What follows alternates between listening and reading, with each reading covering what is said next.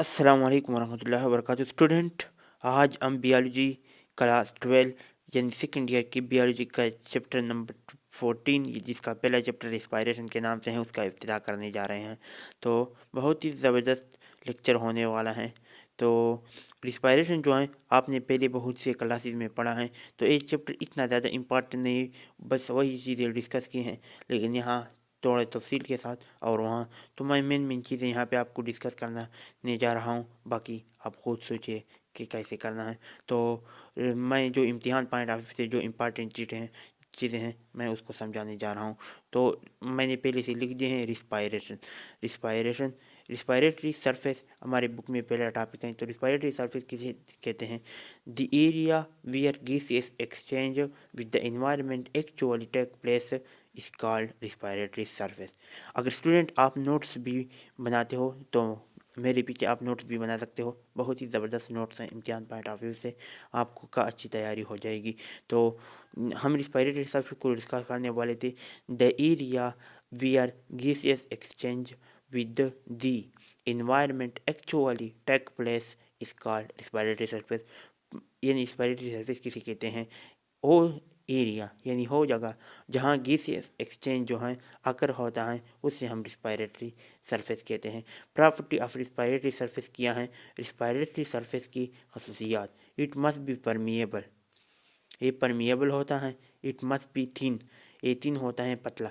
For efficient diffusion, it must be possessed large surface area, it should possess a good blood supply. तो उम्मीद है ये भी अच्छा समझ आया होगा। ये कुछ पॉइंट मैंने लिखे हैं पहले से, तो आप इसे नोट कर सकते हैं। एक सवाल बन जाते हैं respiratory surface and property of respiratory surface, ये शार्ट क्वेश्चन में आ सकता है। तो आप यहाँ पे ए बी लिख सकते हो, A B.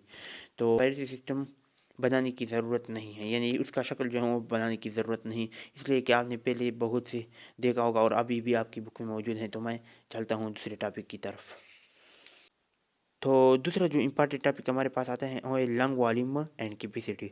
Lung volume and capacity, यहाँ पे मैंने कुछ डिफिनीशन लिखे हैं जो आपको बहुत अच्छी तरह समझ आ जाएंगी इंशाल्लाह।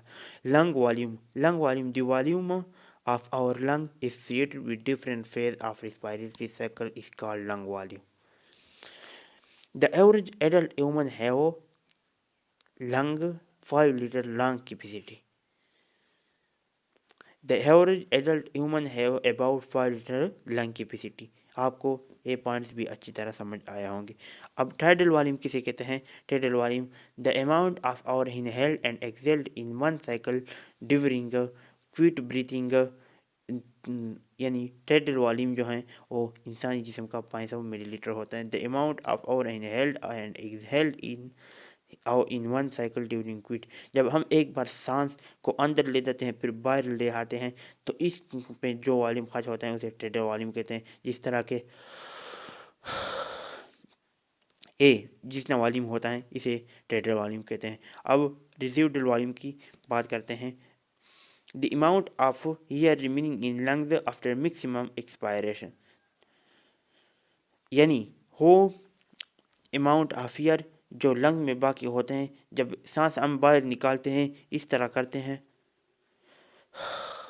और जो सांस बाहर निकालते हैं इसके बाद जो लंग में जो वॉल्यूम बाकी रहता है उसे हम रिजिडुअल वॉल्यूम कहते हैं। जिसे रिजिडुअल वॉल्यूम जो ह्यूमन बॉडी का होता है वो 1300 मिलीलीटर या 1.5 लीटर होता है। और इसी तरह वाइटल कैपेसिटी की तरफ चलते हैं। Vital capacity the amount of air that can be inhaled and then exhaled with the maximum effort. तो ये भी अच्छा तरह समझ आया होगा। टोटल लंग वॉल्यूम कैपेसिटी की तरफ चलते हैं। तो टोटल लंग कैपेसिटी कितना होता है? It is the maximum amount of air in the lungs. Total lung capacity 600 millilitre यानी 600 मिलीलीटर होता है। तो उम्मीद है आज का लेक्चर अच्छी तरह समझ आया होगा। ये थोड़ा सा इंट्रोडक्शन वगैरह था जो मैंने कर दिया, या अगले लेक्चर में हम अच्छी से स्टार्टिंग लेंगे जिसके हम मैकेनिज्म ऑफ ब्रीथिंग आता है जिसको मैं अच्छी तरह नोट्स के साथ मैं आपको समझा दूंगा। तो उम्मीद है आज का लेक्चर अच्छे से समझ आया होगा। अगर किसी स्टूडेंट को कोई मसला हो तो मेरे व्हाट्सएप नंबर पर रब्ता कर सकते हैं। नोट्स चाहिए वगैरह ये मेरे पहले वीडियो पर व्हाट्सएप नंबर मौजूद हैं, तमाम वीडियो पर मेरा व्हाट्सएप नंबर मौजूद हैं, तो इस पर आप रब्ता कर सकते हैं। इसी तरह मैंने ग्रामर की कोर्स भी स्टार्ट किए हैं, जिसका मैंने पहले वीडियो भी अपलोड किया है, जिसका नाम है I think active and passive voice का, जिसके तमाम टेंसेस का एक्टिव और पैसिव वॉइस एक ही वीडियो में तकरीबन 8 मिनट में मैंने कंप्लीट हो चुका है। अगर आप लोगों को इंग्लिश ग्रामर में मसला है तो वो भी देख सकते हैं। Thank you very much.